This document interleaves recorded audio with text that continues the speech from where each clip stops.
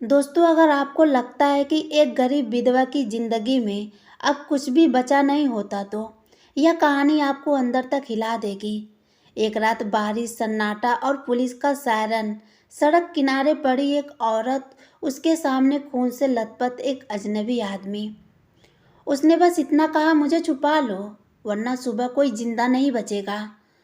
दोस्तों, जिस मदद को मैंने इंसानियत समझकर किया था, वही मदद मुझे ऐसी सच्चाई तक ले गई जिसने बड़े बड़े ताकतवर लोग कांपते हैं। एक छोटी सी चीज, एक यूएसबी, और उसके पीछे छुपा ऐसा राज जिसका नाम सुनते ही मेरे हाथ पांव ठंड पड़ गए। और जब मुझे पता चला कि वो अजनबी आखिर कौन था तो मेरे होश उड़ गए। मेरे पैरों के नीचे से जमीन खिसक गई और मैं वहीं जमीन पर लड़खड़ाकर गिर गई। मेरा नाम अनाया है। कभी मैं भी एक बिल्कुल साधारण सी लड़की थी जिसके ख्वाब छोटे थे और डर उनसे भी छोटे। मुझे लगता कि ज़िंदगी एक सीधी सड़क है जिस पर बस चलते जाना होता है।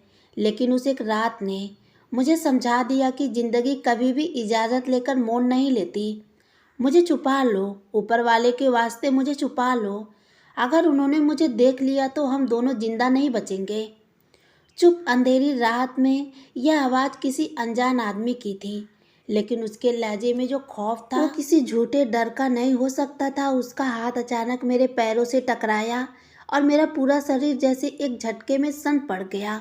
बारिश के पानी में मिला हुआ उसका गर्म खून मेरे ठंडे होते पैरों को छू रहा था और उस एहसास ने मेरी रूह तक हिला दिया। कौन है तुम्हारे पीछे? मेरी आवाज़ मेरे ही गले में अटक गई। उस आदमी ने बड़ी मुश्किल से सिर उठाया और दूर गूंजते सहरान की तरफ इशारा किया। उसकी आंखों में मौत का साया साफ दिखाई दे रहा था। ओ मेरे पीछे हैं। अगर उन्होंने मुझे पकड़ लिया तो कल का सूरज कोई नहीं देख पाएगा। वह हाँफते हुए बोला, मेरी जेब में साबुत है, वो ले लो और यहाँ से भाग जाओ। कांपते हाथों से उसने कोई छोटी सी चीज़ मेरी हथेली में थमा दी। मैं कुछ समझ पाती उससे पहले ही सहरान की आवाज़ और तेज हो गई। तेज रोशनी सीधी हमारी आंखों में पड़ी। उसी पल मुझे एहसास हुआ यह सिर्फ डर नहीं था, यह किसी बहुत बड़े सच की दस्तक थी। यही वह पल था जब मेरी जिंदगी ने दूसरी करवट ली। पहली करवट तब आती जब मैं एक आम लड़की से विधवा बनी और फिर एक बेघर औरत। मैं एक ऐसे गरीब परिवार से आती थी जहाँ सपने देखना भी किसी बोझ से कम नहीं था। मेरे पिता एक दिहाड़ी मजदूर थे। उनके हाथों में शक्ति थी, चेहरे पर झुर्रियाँ थी, लेकिन आंखों में असीम प्यार चमकता रहता था। दिन रात मेहनत करके वो बस इतना चाहते थे कि हम बहनों को 2 वक्त की रोटी मिल जाए। आज भी मुझे वह दोपहर याद है जब हमारे कच्चे से दरवाजे पर जोर की दस्तक हुई थी। अनाया बेटा, तुम्हारे पापा को कुछ हो गया है। पड़ोस की रामकिशन काका की कांपती आवाज़ ने मेरे पैरों तले से जमीन खिसका दी थी। जब पापा का शरीर घर लाया गया तो ऐसा लगा जैसे हमारे सिर से पूरी छती छीन ली गई हो। काम करते वक्त उन्हें दिल का दौरा पड़ा था और उन्होंने वहीं दम तोड़ दिया। उस दिन हमारे घर में चूल्हा नहीं जला, लेकिन आंसुओं की बाढ़ जरूर आ गई थी। पापा के जाने के बाद जिंदगी ने अपनी असली शक्ल दिखानी शुरू कर दी। अब जीने के लिए खुद कमाना जरूरी था। माँ ने दूसरों के घरों में काम करना शुरू कर दिया, लेकिन जवान बेटियों की चिंता उनकी कमर को धीरे धीरे तोड़ रही थी। बड़ी बहन की शादी मजबूरी में तय की गई। अम्मा, ये रिश्ता ठीक नहीं लगता, लड़का बहुत ज़्यादा उम्र का है। मैंने समझाने की कोशिश की थी। माँ ने आंसू पोंछते हुए बस इतना कहा था, गरीब की बेटी को चुनने का हक नहीं होता। जो मिल जाए उसी में किस्मत माननी पड़ती है। दहेज देने को कुछ नहीं है और वो बिना दहेज के मान गए हैं। बहन की शादी दूसरे शहर में कर दी गई। उसका पति उम्र में उससे लगभग दुगना बड़ा था। उसने बिना शिकायत किए अपनी किस्मत स्वीकार कर ली और हमसे दूर चली गई। उसके बाद वो कभी वापस नहीं आई। वो जिंदा थी या नहीं हमें कुछ पता नहीं चला। घर में अब बस मैं और माँ ही रह गए। फिर मेरी शादी की बात चली। शायद मेरी किस्मत बहन से थोड़ी बेहतर थी। जिस घर में मेरा रिश्ता हुआ, बाहर से सब कुछ ठीक ठाक लग रहा था। मेरे पति आरव बहुत सुलझे हुए और शांत स्वभाव के इंसान थे। शादी की पहली रात उन्होंने मुझसे कहा था, अनाया, मैं जानता हूँ तुमने ज़िंदगी में बहुत दर्द देखे हैं, लेकिन मेरा वादा है तुम्हारी आंखों में आंसू आने की वजह मैं कभी नहीं बनूंगा। उनके शब्द में इतनी सच्चाई थी कि मैं उन पर भरोसा कर बैठी। वो सच मुझे बहुत प्यार करते थे, मेरी इज्जत करते थे और मेरी माँ का भी उतना ही ख्याल रखते। हर महीने अपनी कमाई में से कुछ पैसे माँ को भिजवाना वो कभी नहीं भूलते थे। जिंदगी पहली बार सुकून देने लगी थी। मुझे लगा शायद मेरे हिस्से का दुख अब खत्म हो गया है, लेकिन खुशी करीब के घर जाता दिन घटती नहीं। मेरी माँ जो पहले से बीमार रहती थी, एक दिन अचानक हमें छोड़कर चली गई। इस सदमे से मैं उभरी भी नहीं थी कि जीजा ने हमारे पुराने घर पर हक जताकर उसे बेच दिया।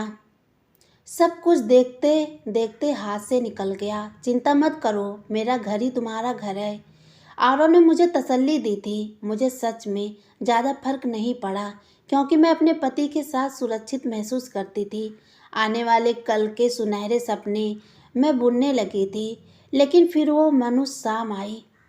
फोन की घंटी बजी। दूसरे तरफ से आई आवाज़ ने मेरी शरीर का खून जमा दिया। आरव का एक्सीडेंट हो गया, तुरंत अस्पताल पहुंचिए। मैं नंगे पांव भागते हुए अस्पताल पहुंची। वहां डॉक्टर ने उनके चेहरे पर सफ़ेद चादर डाल रखी थी। वह दृश्य देखते ही मेरे पूरी दुनिया ही खत्म हो गई। मैंने उन्हें झकझोर कर पुकारा, लेकिन वो खामोश थे। अंतिम संस्कार के बाद मैंने बड़ी बहन को फ़ोन किया। मुझे किसी अपने का सहारा चाहिए था, लेकिन फ़ोन नहीं उठा। शायद उसकी अपनी मजबूरियाँ थी। आरव के जाते ही मेरी सास का व्यवहार बदल गया।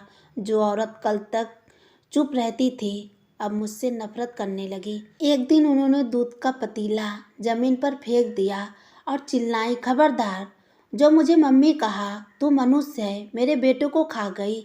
एक हफ्ते तक मैंने नर्क झेला और फिर एक रात उन्होंने मुझे घर से बाहर निकाल दिया। लोहे का गेट मेरे सामने बंद हो गया। मैं सड़क पर बैठकर रोती रही। कोई नहीं आया। डर, भूख और बेबसी के बीच में फुटपाथ पर सिमट गई। आसमान की तरफ देखकर मैंने पूछा, क्या मेरा गुनाह सिर्फ इतना है कि मैं गरीब और विधवा हूँ? तभी रात की खामोशी में पुलिस सायरन की आवाज़ गूंजने लगी। दिल की धड़कनें तेज हो गई। अचानक अंधेरे में किसी के दौड़ते कदम सुनाई दिए। मैं डर के मारे सिर झुकाकर बैठ गई। वह इंसान हाँफता हुआ मेरे तरफ बढ़ा, लेकिन वह इंसान मेरे बिल्कुल करीब आकर रुक गया। ऊपर वाले के वास्ते मेरी मदद कर दो, यह वही आवाज़ थी जिसने इस कहानी की शुरुआत की थी। मैंने डरते डरते सिर उठाकर देखा। स्ट्रीट लाइट की पीली सी रोशनी में उसका चेहरा साफ दिखाई दे रहा था। सफ़ेद शर्ट पुरानी तरह खून से भीगी हुई थी। उसका एक हाथ पेट पर था, जहाँ से लगातार खून रिस रही थी। मैं घबरा गई। एक पल के लिए मन में आया कि चीखूं और भागूं, लेकिन उसकी आंखों में जो मिन्नत थी, जो बेबसी थी, उसने मेरे पाँव जड़ दिए। पुलिस वो पीछे है, वह लड़खड़ाया। अभी पुलिस की गाड़ी नजर नहीं आ रही थी, बस सायरन की आवाज़ हवा में तैर रही थी। वह आदमी मेरे सामने निढाल होकर गिरने ही वाला था। उसी पल मेरे दिल में एक ही ख्याल आया, यह वक्त सवाल पूछने का नहीं, उसकी जान बचाने का है। माँ हमेशा कहती थी, अगर तुम किसी मुसीबत में फंसे इंसान की मदद करती हो तो ऊपर वाला तुम्हारी मुश्किलें आसान कर देता है। और उस वक्त मैं खुद भी तो सबसे बड़ी मुसीबत में थी। मैंने पीछे मुड़कर देखा। सायरन की आवाज़ अब और करीब आ चुकी थी। नीली लाल लाइट की चमक दीवारों पर पड़ने लगी थी। अगर उन्हें मुझे देख लिया तो मार देंगे, उसने फिर वही खौफनाक बात दोहराई। मुझे कुछ नहीं सूझा। मैंने अपने ऊपर ओढ़ी हुई बड़ी सी चादर उतारी और कांपती आवाज़ में कहा, ये ओढ़ लीजिए और मेरे पीछे पीछे चलिए। उसने फौरन चादर ओढ़ ली। अंधेरे और उस मोटी चादर ने उसके खून से सने कपड़ों को ढक लिया। हम कुछ कदम ही आगे बढ़े थे कि पुलिस की गाड़ी तेज रफ्तार में हमारे पास से गुजर गई। मेरा दिल गले में अटक गया। मैंने सांस रोक ली। गाड़ी की रफ्तार थोड़ी धीमी हुई। एक सिपाही ने खिड़की से सिर बाहर निकालकर हमें देखा। मैंने खुद को बिल्कुल सम्मान दिखाने की कोशिश की, जैसे हम कोई रिश्तेदार हों जो रात में कहीं जा रहे हों। सिपाही की नज़र हम पर टिकी रही। फिर उसने कुछ सोचकर ड्राइवर को इशारा किया और गाड़ी आगे बढ़ गई। सायरन की आवाज़ धीरे धीरे दूर होती चली गई। शुक्र है वह आदमी बुदबुदाया, लेकिन खतरा अभी पूरी तरह से टला नहीं था। वह कुछ कदम और चला और फिर अचानक लड़खड़ाकर उसका पूरा वजन मेरे कंधे पर आ पड़ा। हॉस्पिटल, उसने बड़ी मुश्किल से इतना कहा और ज़मीन पर गिर गया। जब मैंने उसे चादर दी थी, उसकी आंखों में शुक्रगुजारी साफ झलक रही थी। उस पल मुझे उससे ज़्यादा मजबूरी इंसान कोई नहीं लगा। मैंने उसे होश में लाने की कोशिश की, लेकिन वह पूरी तरह बेहोश हो चुका था। उसके शरीर पर कई जख्मों थे, जैसे किसी ने बेबसी से उसे मारा हो। मैं अकेली थी और एक भारी भरकम जख्मी मर्द सड़क पर पड़ा था। फिर भी मैंने हिम्मत नहीं हारी। मैं इधर उधर से गुजरती गाड़ियों को देखने लगी। कोई रुकने को तैयार नहीं था। तभी थोड़ी देर बाद एक रिक्शा वहाँ से गुजरा। मैं सड़क के बीच खड़ी हो गई। रिक्शा वाले ने जोर से ब्रेक मारी। मरने का इरादा है क्या? वह चिल्लाया। भाई, ऊपर वाले के लिए मदद कर दो, इनकी हालत बहुत खराब है। मैंने झूठ बोला, ये मेरे पति हैं। उसने जख्मी आदमी को देखा तो उसका दिल पसीज गया। वह नीचे उतरा और मेरी मदद की। हम दोनों मिलकर उस भारी शरीर को रिक्शे में डाला।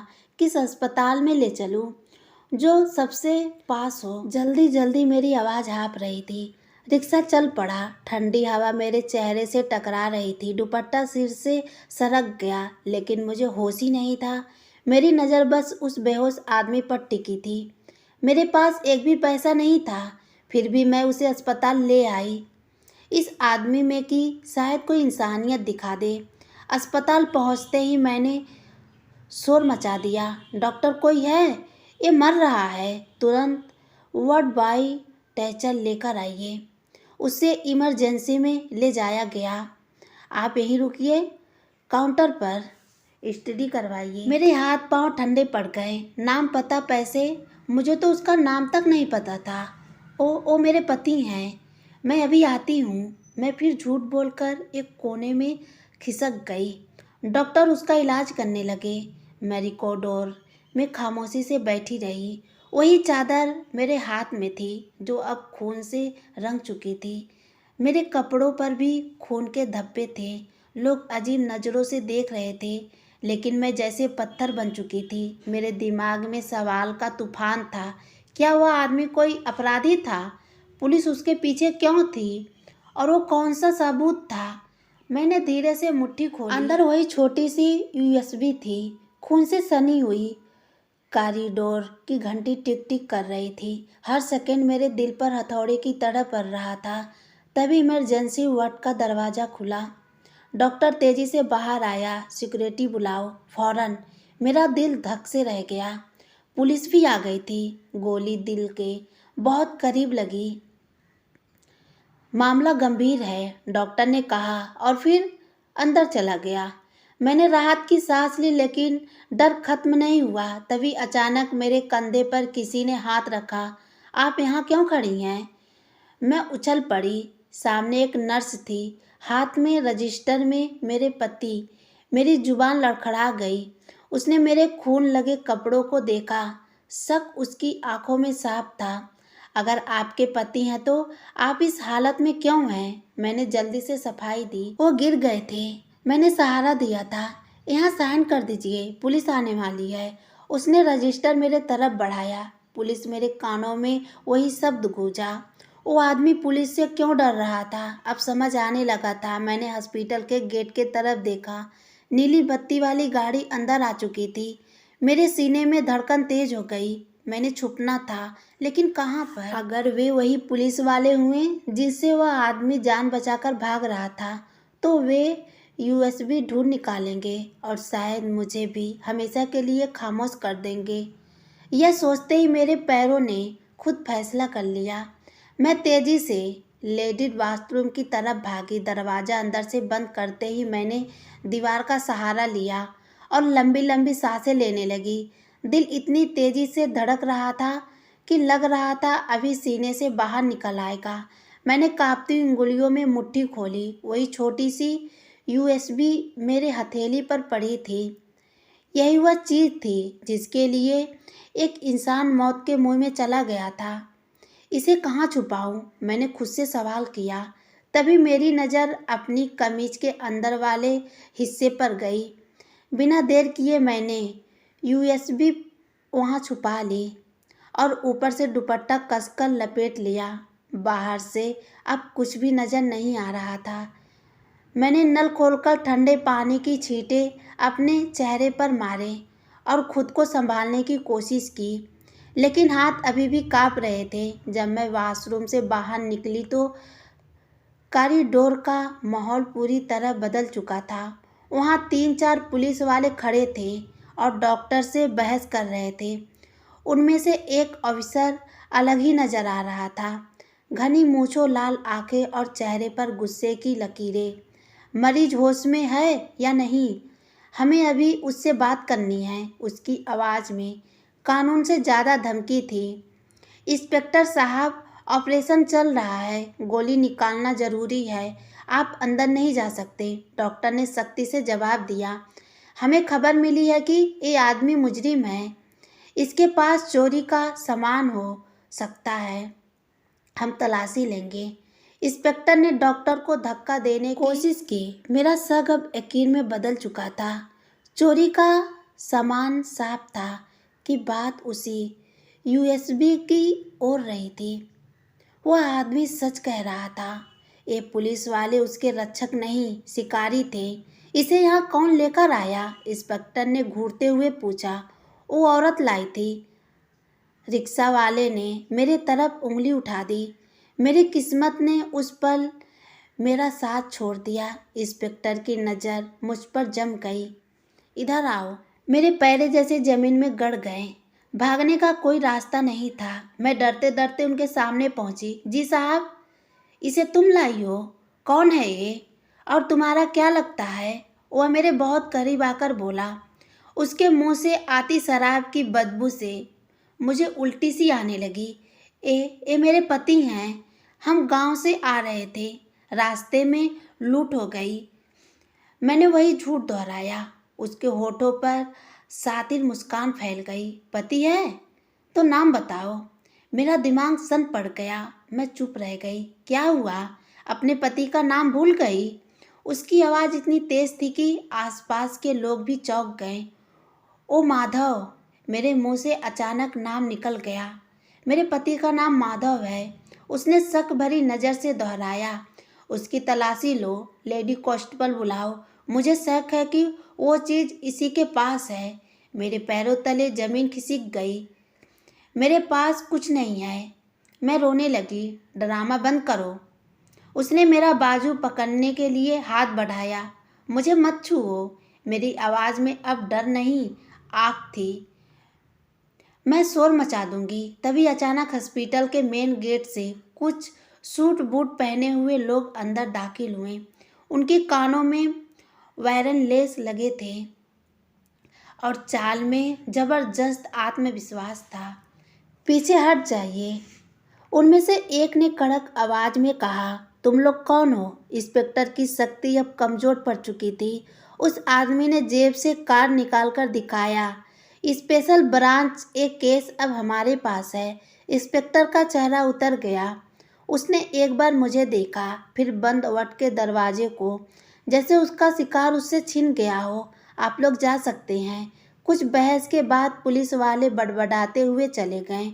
मैं वहीं खड़ी काँप रही थी। एक मुसीबत टली थी, लेकिन दूसरी सामने खड़ी थी। वो आदमी मेरे तरफ मुड़ा। मैडम, आपने उस आदमी की जान बचाई है, लेकिन अब यहाँ रुकना आपके लिए खतरनाक है। उसकी आवाज़ सख्त थी, लेकिन बदनीयत नहीं। मैंने हिम्मत जुटाई और कहा, पर मेरे पास उनकी एक चीज़ है। मैंने डरते हुए कहा, मैं जानना चाहती थी कि ये लोग कौन हैं और क्या मैं उन पर भरोसा करके यहाँ यूएसबी उनके हवाले कर दूँ। उस आदमी की आंखों में चमक थी। कैसी चीज़? उसने फौरन इधर उधर देखा और मेरे पास झुका।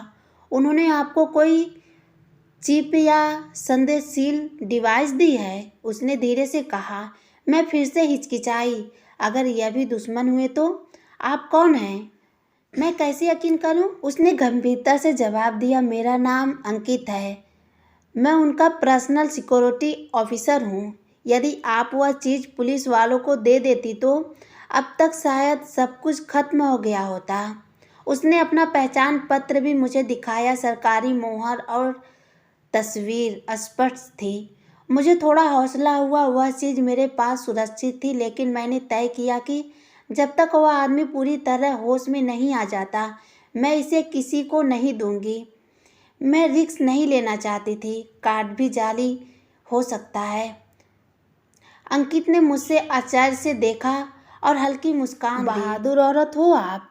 ठीक है, आप यह चीज़ अपने पास रखिए, लेकिन आप कॉरिडोर में नहीं रह सकती। आपकी जान खतरे में है। हॉस्पिटल के बाहर भी दुश्मन हो सकते हैं। उसने एक गार्ड को इशारा किया। इन्हें प्राइवेट रूम में ले जाओ और दरवाजे पर पहरा लगाओ, कोई अंदर ना आ पाए। मुझे एक प्राइवेट कमरे में ले जाया गया।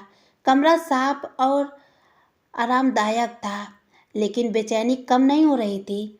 घंटे गुजर रहे थे। कभी नर्स आती और हालचाल पूछती, कभी खाना देती, लेकिन जख्मी आदमी की कोई खबर नहीं थी।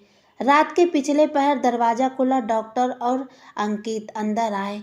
उसके चेहरे गंभीर थे। मुबारक हो, ऑपरेशन सक्सेसफुल रहा। गोली निकाल दी गई है। डॉक्टर ने यह खुशखबरी सुनाई तो मेरी रंगों में जान दौड़ गई। मैं ऊपर वाले का अभी होश में हैं? मैंने जल्दी से पूछा। नहीं, अभी बेहोश हैं। होश में आने में समय लगेगा, पर सुबह तक उम्मीद है। अंकित आगे बढ़े। आपने जो किया उसका बदला नहीं चुका सकते, लेकिन हालात अभी भी नाजुक है। जब तक वो होश में नहीं आते और बयान नहीं देते, किसी पर भरोसा नहीं किया जा सकता। आपको भी यहीं रहना होगा, हमारी सुरक्षा में। मैंने सिर हिलाया। मेरे पास वैसे ही जाने की कोई जगह नहीं थी। सड़क पर या हॉस्पिटल में, दोनों मेरे लिए खतरे से खाली नहीं थे। कम से कम यहाँ छत थी। झपकी आने लगी। मैं कुर्सी पर बैठे हुए सो गई। अचानक दरवाज़ा जोर से खुला और एक औरत रोती हुई अंदर आई। पीछे 2-3 लोग भी थे। कहाँ है मेरा भाई? कैसे हैं? वह चिल्ला रही थी। मैं हड़बड़ाकर उठी। ये लोग कौन थे? अंकित ने उन्हें रोका। आप हौसला रखिए, साहब खतरे से बाहर हैं। फिर वह औरत मेरे तरफ देखने लगी। अमीर घराने की लग रही थी। यह कौन है? उसने इशारा किया। वो औरत जिन्होंने साहब की जान बचाई। कर्नल ने मेरे तरफ की।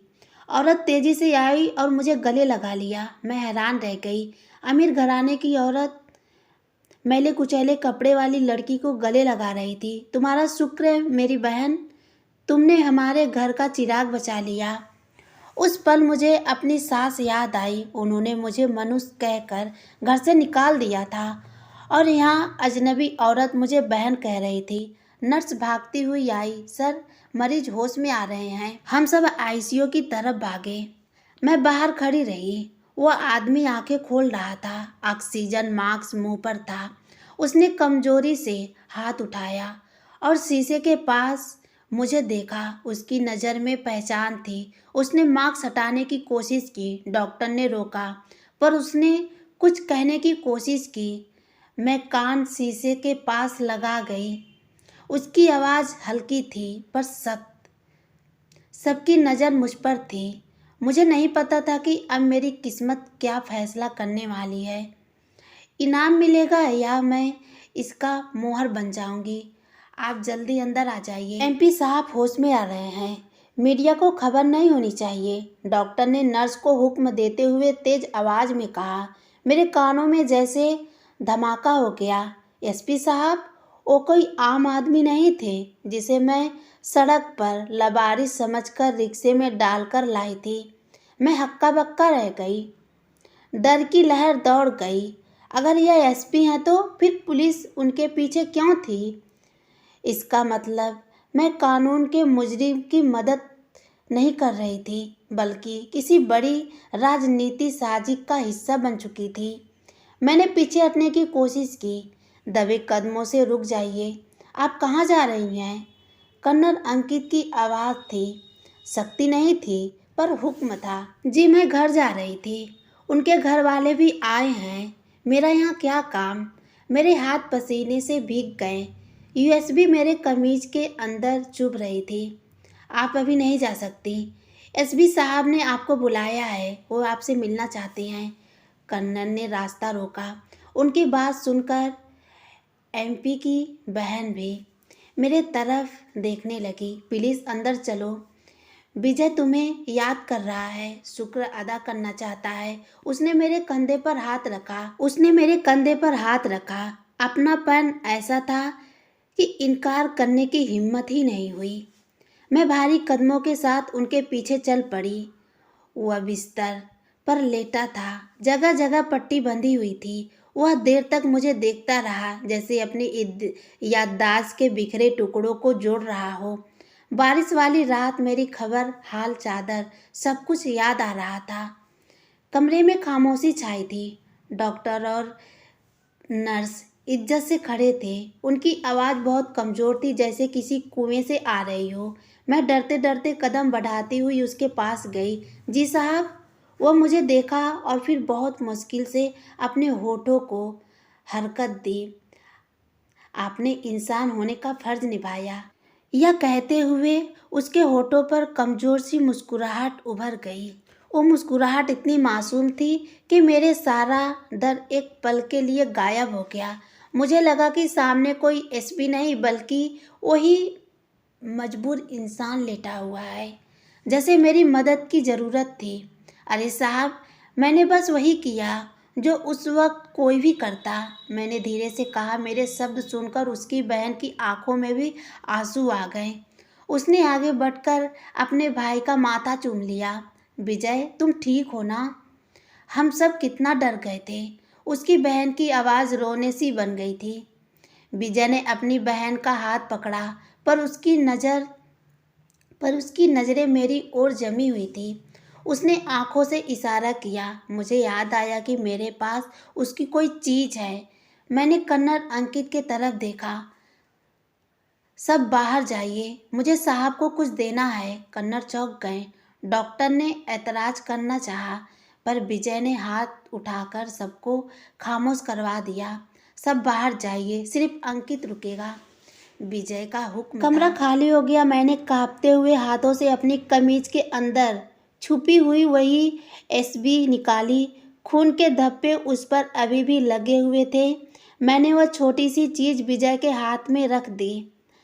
आपने मुझे जो दी थी ना, उस वक्त जब आप सड़क पर गिर गए थे, आपने कहा था कि यह आपकी ज़िंदगी है। मैंने धीरे से कहा। विजय ने वह मुट्ठी में दबा ली। उसके चेहरे पर सुकून आ गया। तुमने मेरा सिर्फ जान नहीं बचाई, बल्कि मेरी इज्जत और मेरा मिशन भी बचा लिया। यह साबुत अगर उन लोगों के हाथ में लग जाता तो बहुत नुकसान हो जाता। उसने गहरी सांस लेते हुए कहा। मैं खामोश रही। मुझे पॉलिटिक्स की समझ नहीं थी, पर इतना समझ गई कि आदमी कोई गलत इंसान नहीं है। विजय ने कर्नल को इशारा किया। इस लड़की को घर लेकर जाओ, इसका पूरा ख्याल रखना, किसी चीज़ की कमी नहीं होनी चाहिए। जी सर, गाड़ी तैयार है, कर्नल ने जवाब दिया। मैं घबरा गई। नहीं साहब, मैं अपने घर चली जाऊंगी। आपका बहुत शुक्रिया। विजय ने सर हिलाया। नहीं बहन, तुम अभी घर नहीं जा सकती। जिस दुश्मन से मैं बचकर निकला हूँ, वह अभी भी बाहर हैं। उन्होंने तुम्हें मेरे साथ देखा था। अगर अकेली जाती हो तो वह तुम्हें नुकसान पहुँचा सकते हैं। जब तक मैं पूरी तरह ठीक नहीं हो जाता और मामला साफ नहीं हो जाता, तुम मेरे घर पर ही रहोगी। उसका लहजा फिक्र भरा था। यह हुक्म मैं समझ नहीं पाई, पर उसने मुझे बहन कहा था। यह शब्द मेरे लिए बहुत अजनबी थे। थोड़ी देर बाद मुझे हॉस्पिटल के पिछले दरवाजे से बाहर निकाला गया। कई गाड़ियों की लाइन लगी हुई थी। मुझे एक गलजरी गाड़ी में बैठाया गया।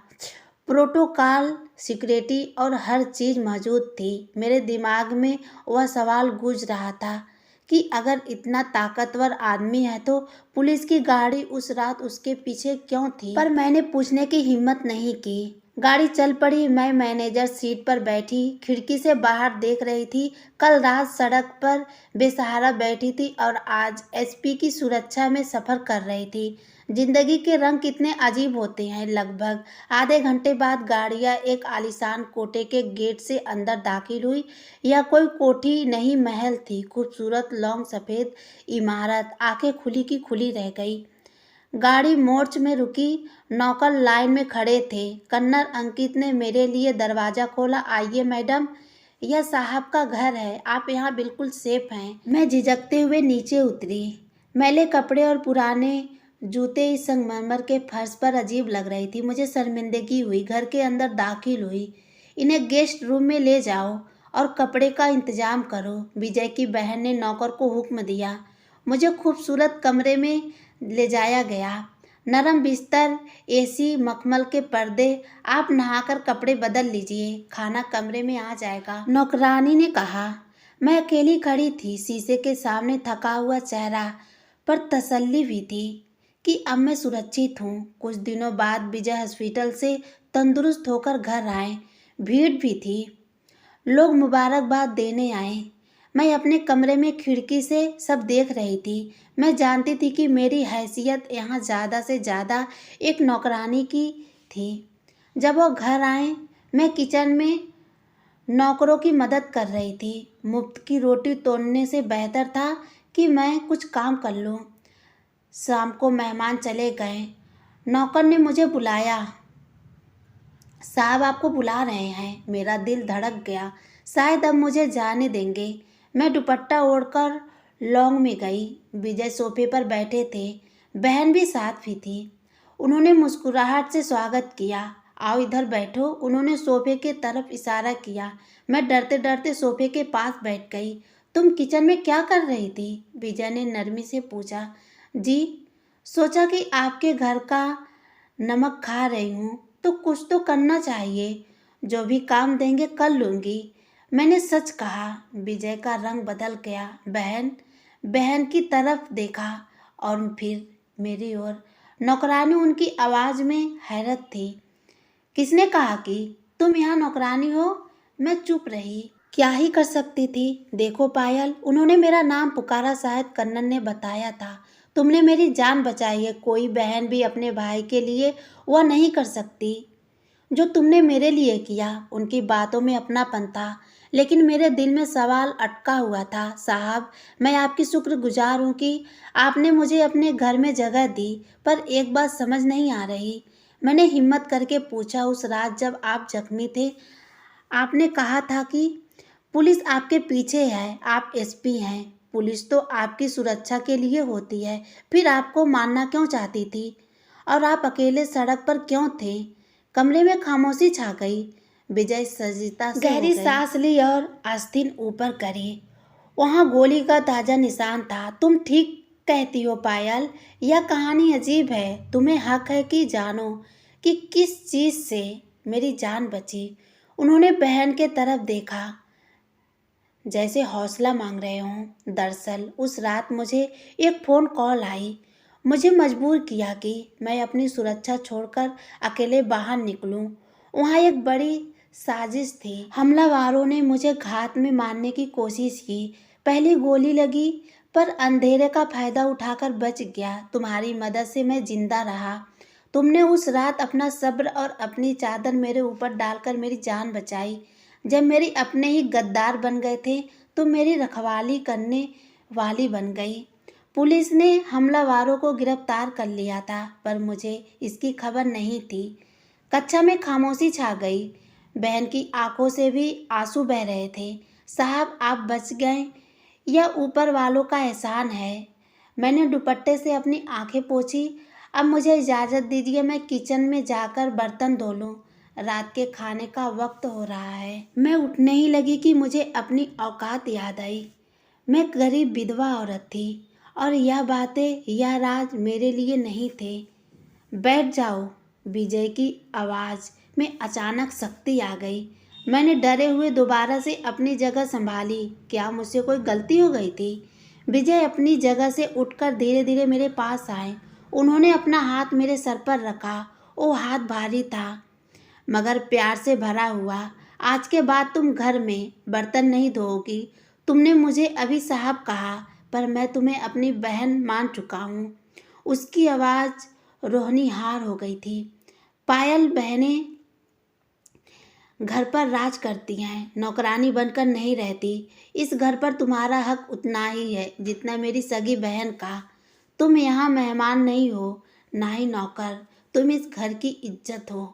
मैं हक्का बक्का रह गई। मेरे कानों पर विश्वास ही नहीं हो रहा था कि मैंने क्या सुना, जिसे मेरी सास ने मनुष्य कहकर घर से निकाल दिया था, वही आज मुझे अपने सर का ताज बना रहा था। पर साहब, मैं गरीब हूँ। मेरी हिचकियाँ बच गई। खबरदार, जो आगे से खुद को गरीब कहे। जिसके पास तुम जैसा दिल हो गरीब नहीं होता। पायल, उन्होंने प्यार से मुझे टोका। उस रात ने मेरी जिंदगी का मकसद बदल दिया। मैं वापस अपनी जगह पर बैठ गई। विजय ने गंभीर लहजे में कहा, मैं हमेशा समझता था कि मैं संसद का एक महबूब हूँ, गरीबों के हक की बातें करता हूँ। पर उस रात जब मैं जख्मी हालत में फुटपाथ पर पड़ा और सर्दी मेरी हड्डियों में उतर रही थी, मुझे एहसास हुआ कि बेघर होना क्या होता है, बेबसी क्या होती है। उनकी आंखों में चमक थी। मैं सोचने लगी कि ऐसे बड़े लोग अपनी बुलेट प्रूफ गाड़ियाँ और गर्म बिस्तर में सोते हैं और उन्हें पता ही नहीं कि फुटपाथ पर कोई गरीब या विधवा कैसे ठिठर रहा होता है। उन्होंने मेरे तरफ इशारा किया। तुम्हें इस हाल में सड़क पर देखकर मुझे बहुत तरस आया। मैंने तय किया कि अब मैं सिर्फ अपने लिए नहीं, दूसरों के लिए भी जीऊँगा। अब आप क्या करेंगे? उनकी बहन ने हैरत से पूछा। मैंने एक नई टीम बनाई है। रातों में खुद राउंड लगाऊंगा, देखूंगा कि कौन फुटपाथ पर है, किसे दवा चाहिए, किसके लिए सलूट हो। किसी को वैसे हाल में नहीं रहने दूंगा जैसे उस रात मैं और तुम थे। और पायल, यह सब तुम्हारी वजह से ही है। तुमने मुझे रास्ता दिखाया, मेरे दिल से उनके लिए प्रार्थना निकाली। वह सच में एक बहुत अच्छे इंसान थे। उनके बाद मेरी ज़िंदगी बदल गई। मुझे घर में अलग जगह मिली। नौकर चाकर मेरे चारों ओर रहते। मुझे साहब की बहन कहाँ जाने लगा। पर मैंने गुरूर नहीं किया। मैं जानती थी कि यह सब ऊपर वाले की देन है। कुछ महीने ऐसे ही गुजर गए। विजय रातों में गरीबों की मदद करते। शहर में उनकी भलाई की चर्चा होने लगी। एक दिन वह मेरे पास आए। पायल, मुझे तुमसे एक ज़रूरी बात करनी है। जी भाई, हुक्म करिए, मैंने कहा। मैं चाहता हूँ कि तुम अपनी ज़िंदगी नए सिरे से शुरू करो। बीते हुए दुखों को भूलकर एक नई दुनिया बसाओ। मेरा एक गरीबी दोस्त है, उसकी पत्नी की मृत्यु हो गई है।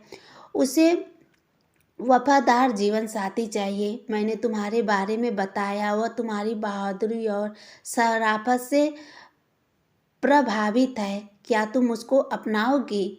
मैं शर्मा गई।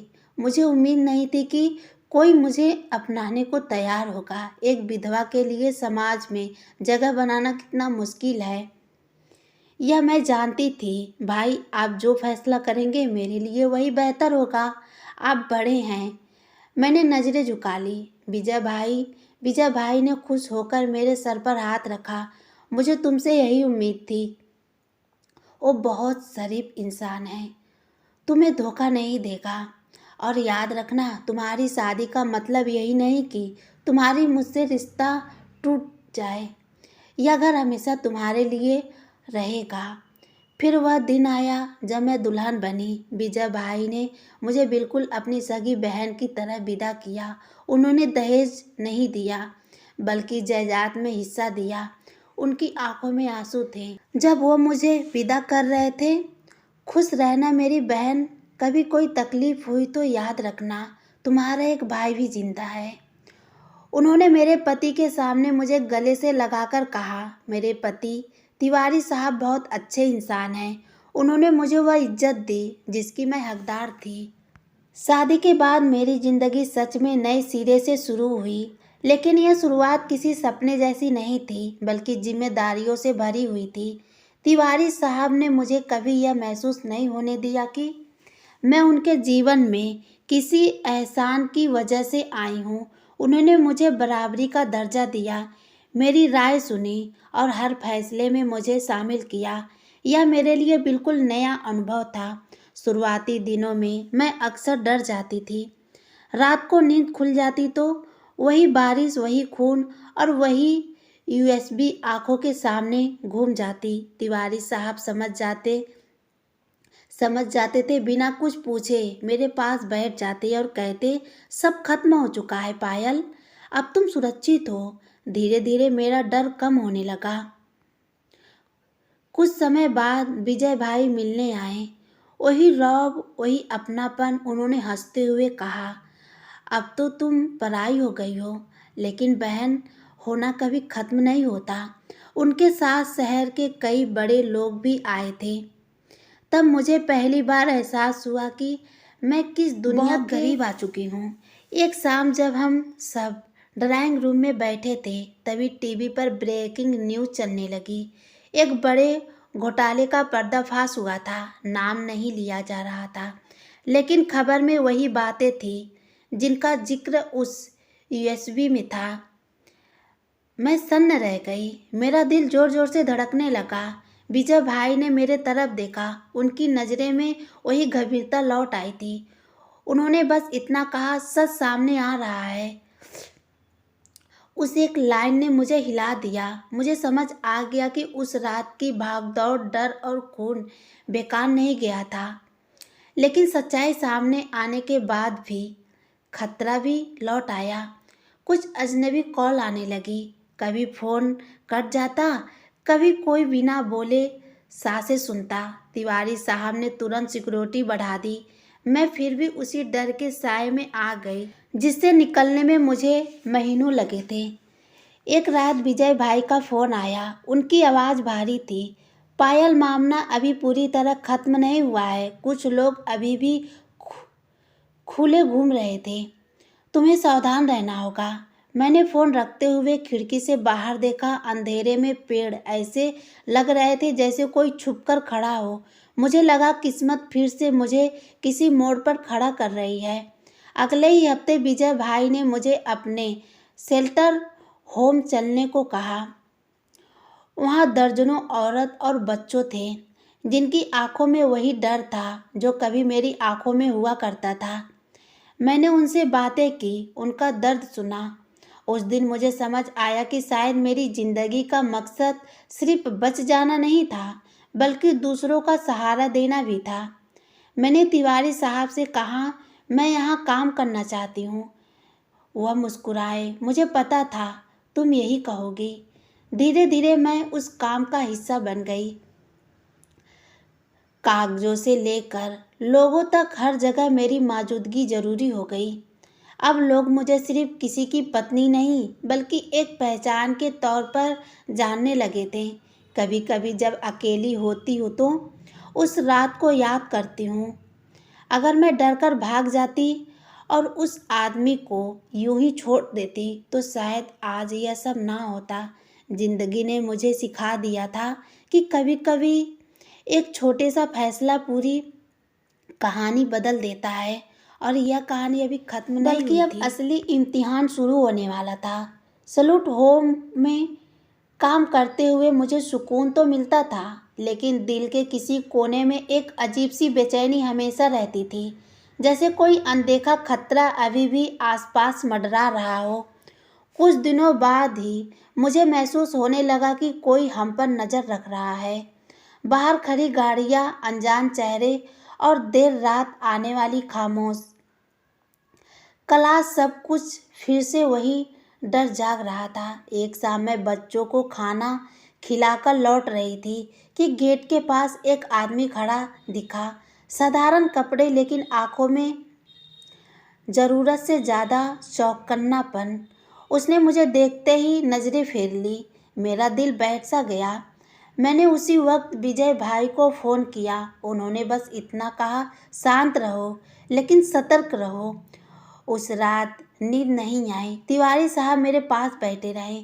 मैंने पहली बार उनसे वह बात कही जो मैं अंदर दबाए बैठी थी। अगर मेरी वजह से आप सब खतरे में पड़ गए तो। उन्होंने मेरा हाथ थाम लिया। तुम वजह नहीं हो पायल, तुम तो रास्ता हो, सच का रास्ता हमेशा मुश्किल होता है। अगले दिन विजय भाई खुश सिलेंडर होम आए। उनके साथ 2 लोग और थे। उनकी मौजूदगी से माहौल भारी हो गया। उन्होंने मुझे एक फ्लाइट दी। हम चाहते थे कि तुम इसे पढ़ो। फाइल में कुछ नाम थे, वही नाम जो न्यूज़ में आधे अधूरे तौर पर सामने आए थे। कुछ बड़े अफसर, कुछ नेता और कुछ ऐसे चेहरे जो पर्दे के पीछे रहकर सब कुछ चला रहे थे। मेरे हाथ कांपने लगे। मुझसे यह सब क्यों, मैंने घबराकर पूछा। विजय भाई ने गंभीर आवाज में कहा, क्योंकि तुमने बिना किसी लालच के सही वक्त पर सही फैसला लिया था और अब कुछ लोग चाहते हैं कि तुम चुप रहो। उसी पल मुझे समझ आ गया कि मेरी जिंदगी फिर से दोहराए पर खड़ी है। एक रास्ता खामोशी और सुरक्षित जिंदगी, दूसरा सच के साथ खड़ा रहना, चाहे अंजाम कुछ भी हो। मैंने फाइल बंद की और गहरी सांस ली। अगर मैं पीछे हट गई तो उन औरतों और उन बच्चों का क्या होगा जिनके लिए हम यह सब कर रहे हैं। विजय भाई की आंखों में गर्व झलक आई। तिवारी साहब ने मेरा कंधा दबाया। हम तुम्हारे साथ हैं, उन्होंने कहा। कुछ ही दिनों में मेरे नाम पर पर्ची आरोप लगने लगे। सोशल मीडिया पर बातें उछले जाने लगी। मुझे बदनाम करने की कोशिश की जा रही थी, लेकिन अब मैं अकेली नहीं थी। सच्चाई धीरे धीरे सामने आ रही थी। एक रात जब सब शांत था, मैंने सिलेंडर होम की छत से आसमान की तरफ देखा। वही तौर, वही खामोशी। फर्क सिर्फ इतना था कि अब मैं डर नहीं रही थी।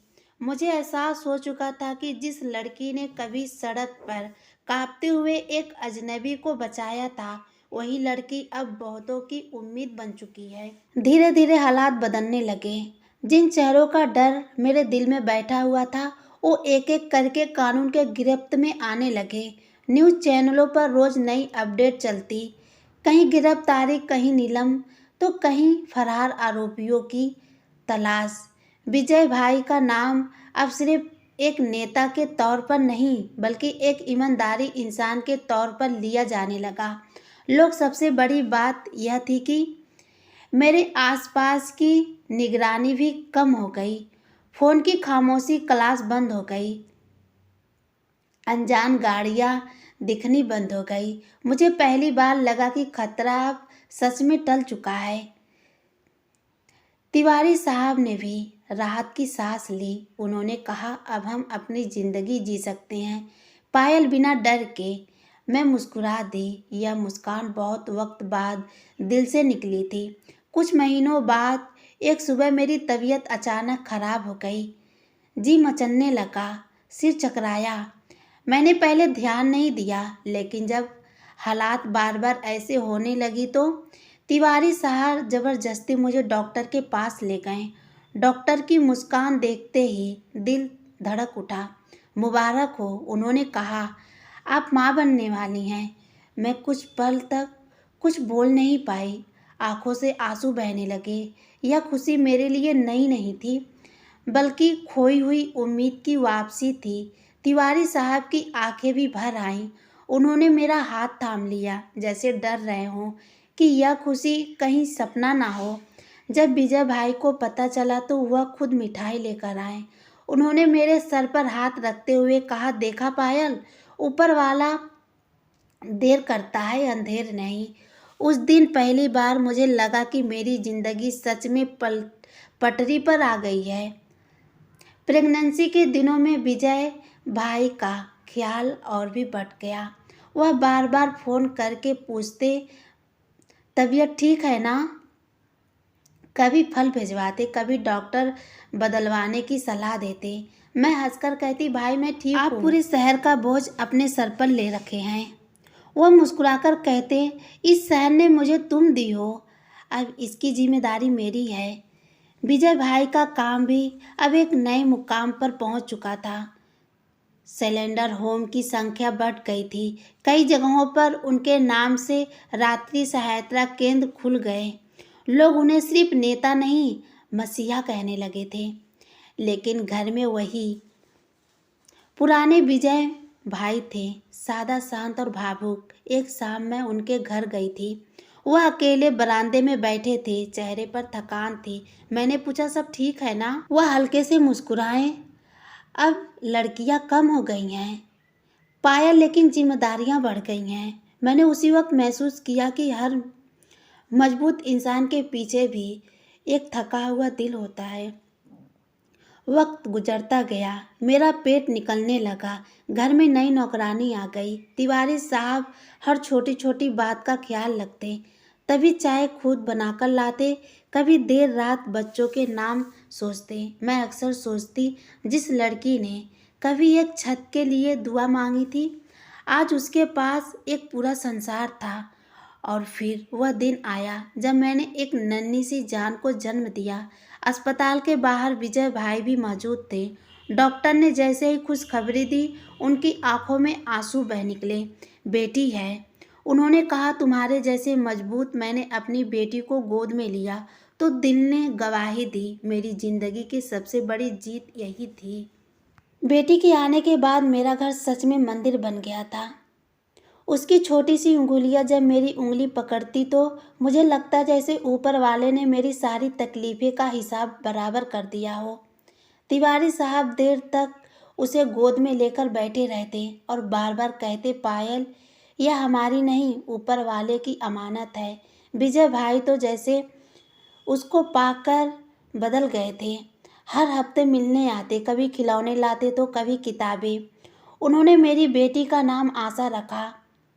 बोले, क्योंकि यह लड़की उस उम्मीद की निशानी है जो अंधेरे में भी बुझी नहीं। उस दिन मुझे एहसास हुआ कि मेरी कहानी सिर्फ मेरी कहानी नहीं रही थी, वो अब कई जिंदगियों से जुड़ चुकी थी। वक्त के साथ साथ कुछ स्थिर हो गया।